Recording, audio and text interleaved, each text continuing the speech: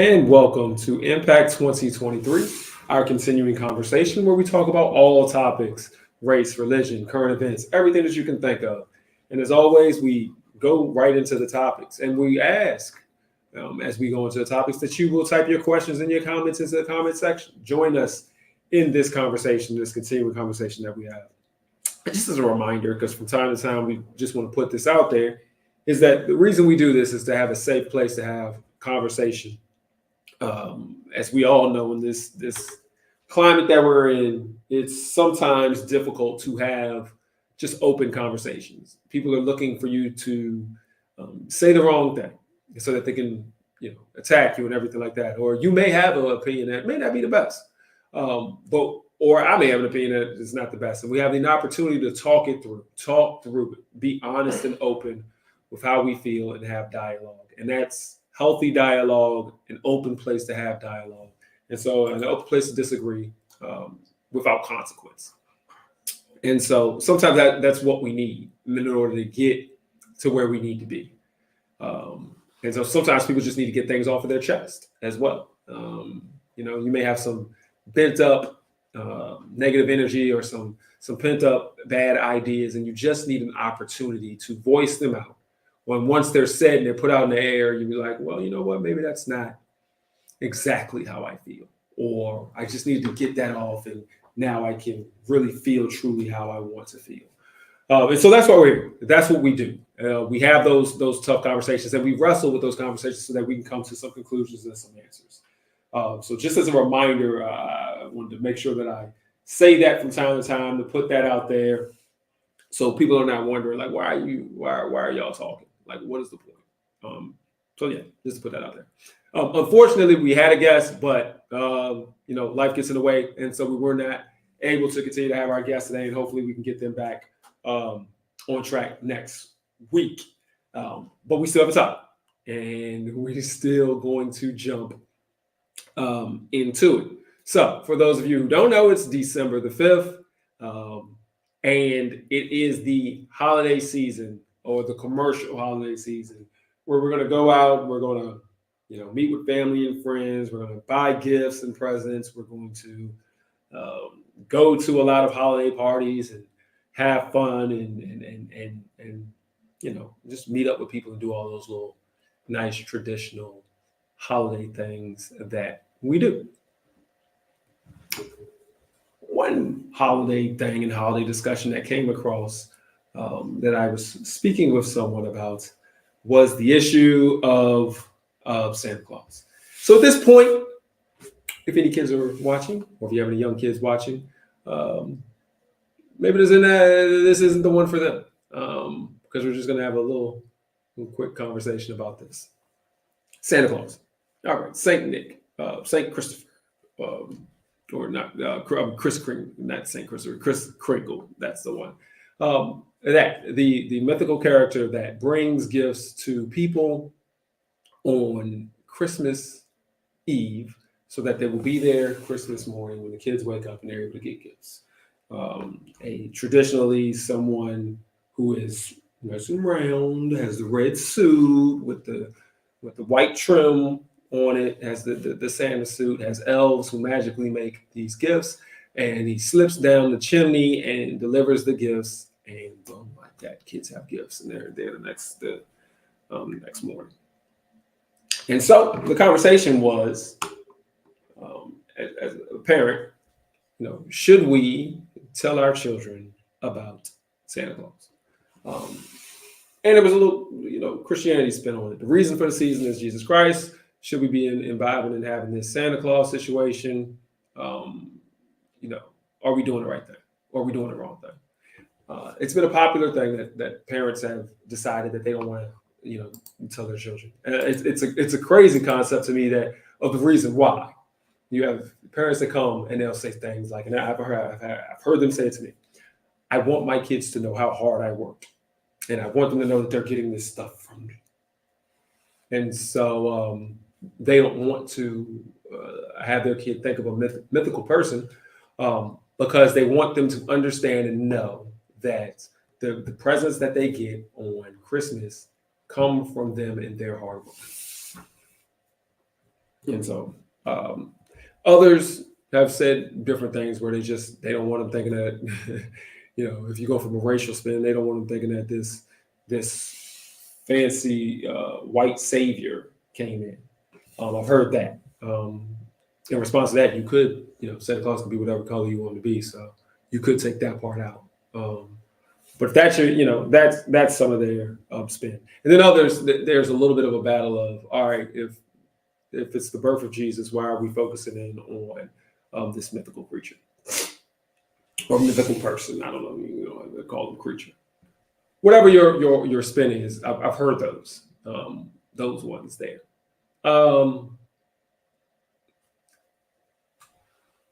There's always been, for me, some positive reasons for Santa Claus. Number one is for those who don't have a lot.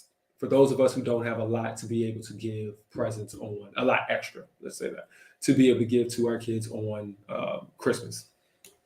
It alleviates some of those parents' frustration, embarrassment, whatever it may be, because you get to put it on this mythical person.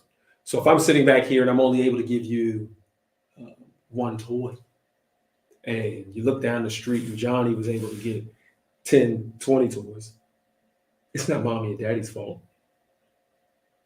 It's not anybody's fault. This is what Santa Claus gave you. If you're going to be angry at anybody, you're going to be angry at Santa Claus. Or if you're going to be disappointed at anybody, you're going to be disappointed with Santa Claus. You're not going to be disappointed with the mother and the father who have to work hard and may not be able to provide at the same level that somebody else is. And that comparison doesn't have to be as stark. Like, well, my parents could do this and your parents could only do that. So you don't have to worry about that. So it's a comfort level or a blocker. Not a comfort level, but a blocker, a little bit of insulation for those particular situations. There's also a fun factor.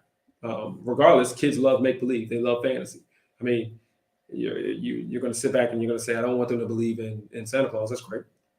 But are you going to go down to take them to Disney World and be like, Mickey Mouse is fake? Are you going to go down there and be like, look, all the people are people in costumes? You're going to take that joy away from your child as well? So there has to be a little bit of rationalization there with those two things. And so those are the, I look at that as some positive. So when everybody else is sitting around being in their creative imagination zone, and then they bring in the elves and all of that kind of stuff in their creative imagination, all the other kids are enjoying it. Are you going to take that joy away from your kids? So they can all have fun, and yours has to sit around being like, oh, reality check. I know that this isn't real. I'm thinking about bills, and I'm 6 years old. I'm thinking about bills and how much stuff costs and how much people had to pay, while everybody else is running around having a good time in their bliss and ignorance. I don't know if you want to put that on the kids. So those are some of the positive reasons. But then it comes to the reason of what we talk about here. More so is the church reason. They have some people who believe, again, season has to purely be what it's about, reason for the season. And there's no room for anything else. So we can't have any kind of focus on other stuff. We have to focus in on it's the birth of Jesus. It's a Christian holiday, church holiday. That's all it is. So we're not going to talk about any of that other stuff. There's other people who believe there's room for both. You focus in on what the purpose of the season is. It is a Christian holiday. It's about the birth of Jesus. It's about understanding Christianity as a whole, a recognition of it. And you can also enjoy the commercial side, the fun side, the secular side, I guess, as well. So you can do two things at one time, with the majority of it and the majority of the understanding and the concentration being on the fact that this is Christ's birthday that we celebrate. The season is to celebrate Christ's birthday. And then, of course, the acknowledgement of what the actual church season that it is. So that as well. So that's the two, basically the two sides of the coin. I believe wholeheartedly that you do not have to separate yourselves and get rid of Santa Claus or get rid of the season. I believe that there is a room and space for that. If you're going, unless you're the person who are not going to celebrate anything, if you're going to be like a point them out Jehovah's Witness who don't celebrate birthdays or any holidays or any season, all right, cool. That's what's up. But if you're going to allow your kids to believe in any kind of make believe, I believe that this kind of make believe as well can be joined on in there, and you can still have that concentration on Christ. Make sure that you have that concentration on what it means in the church holiday as well. I also think it's an opportunity for those who don't really connect with the church or know Jesus Christ. It's an opportunity to bring them in. Doesn't happen a lot, but you'll see people who only go to church on Christmas, Easter, Mother's Day. We know those folks. And each one of those, as much as we say, man, those people only coming in on these certain days, that's 3 opportunities that we got to, show them what the church is all about, show them what Christianity is all about, show them what Christ is all about. So that's 3 opportunities. We're only gonna get 3 shots. And most of the time, you're not even gonna get that many because most people are not coming for all 3 of those. But it's clearly an opportunity for us. And so to turn away or to make it a little bit more tougher on folk by, shooting down some of the things that they do, I don't think that that's going to be enduring to bringing them in. So we need to keep those opportunities open.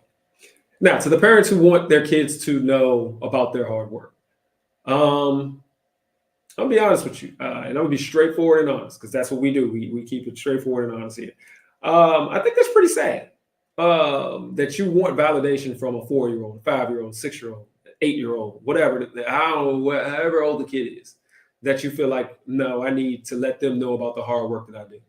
I think they know about it. Kids are pretty clear. They know where their stuff comes from. They're not appreciative. They're not saying thank you every time they get a meal. Like, oh my God, you buy groceries and cook meals for me. But they understand. They have birthdays. They understand that all that stuff comes from you on their birthday.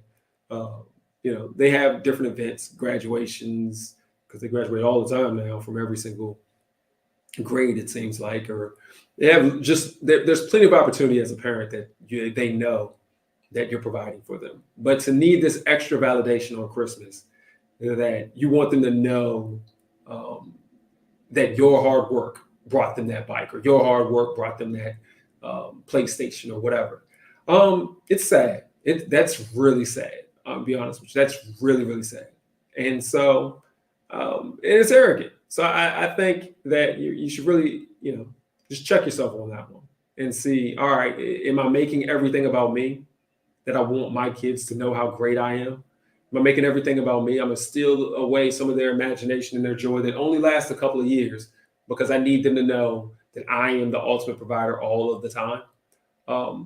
If that's the case, again, I think that you probably should check in on your ego and make sure, am I being a little bit egotistical? Am I being extremely selfish? Am I being, needy, that I need validation from a child?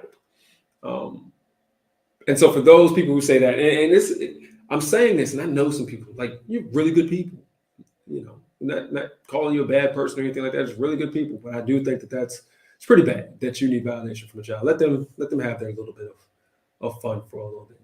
And if you are a believer in Christ, remind them what the true season is. As long as you put it in priority and perspective, that they understand it's about Jesus Christ. This is in the church. And then everything else falls under that. I think you're fine. I think you're absolutely fine. So from my standpoint, and I know we don't have any comments on it because this is, different type of topic than what we normally have. But from my standpoint, I believe it's room.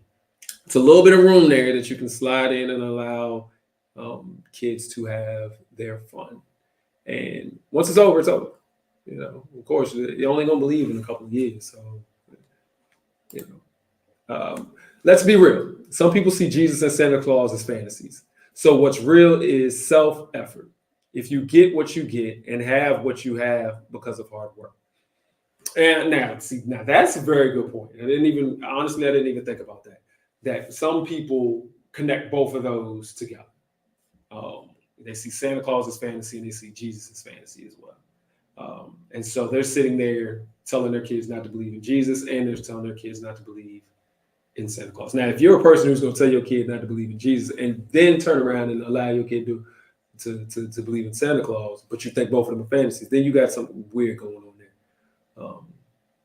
Not exactly. I would need some understanding of what you're thinking here.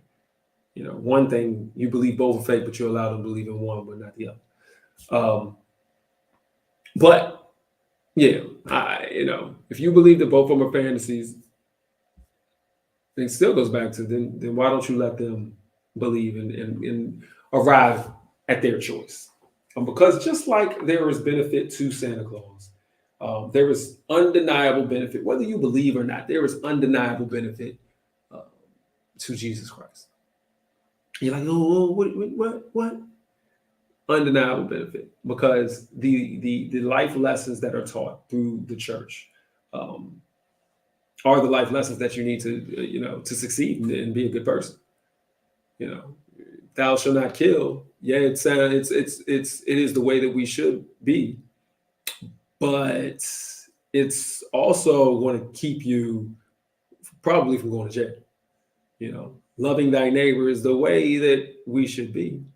And it's emphasized in through the Bible. It's emphasized through Jesus Christ. Emphasizes it, but it's also a way to make sure that you're building relationships, so that when you're down and out, or if you need something, that you've treated people in a manner that they will reciprocate. So there's in both situations, even though they're not related at all, in my mind.